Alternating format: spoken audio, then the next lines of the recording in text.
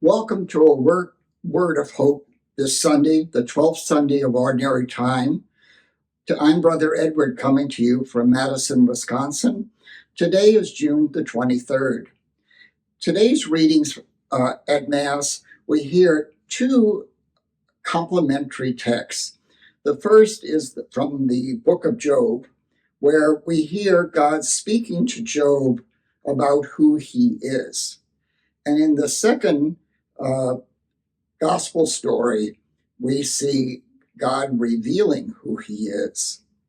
I don't know if you've been around younger people, say in their late teens and 20s, but there's two words that they seem to enjoy very much using, sometimes in context, sometimes maybe a little out of context. One is like, and they'll talk and they'll inject the word like into their conversation. The second one is awesome.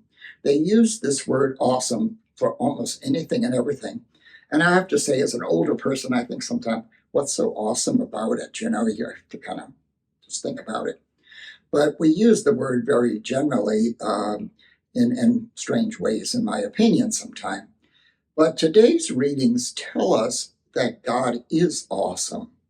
So we see in the first reading what God is reminding Job, that he is the one who brings forth the earth and sets its boundaries.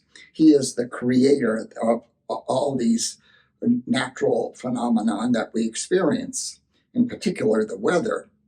And in the gospel, we see this voyage of the disciples with Jesus, and they're out on the sea, and this great storm comes up. Kind of fitting for spring, when we've had so many storms run through the country. And they're in a panic because they think the boat is going to sink. And meanwhile, in their panic, Jesus is sound asleep. And St. Mark's gospel actually tells us that he has his head on a pillow and he's sleeping away. So they are waking him, and Jesus rebukes them and says, why are you scared? What's wrong with you? And they have to, I would think, what do you mean, what's wrong with me? We're about to sink. And anybody would be anxious in that situation. But what he's really saying is, you haven't gotten the insight yet that I am the Lord of the land and the sea, the weather. And he calms the sea. And the gospel ends where their disciples are reflecting, who is this that can command the sea and the wind?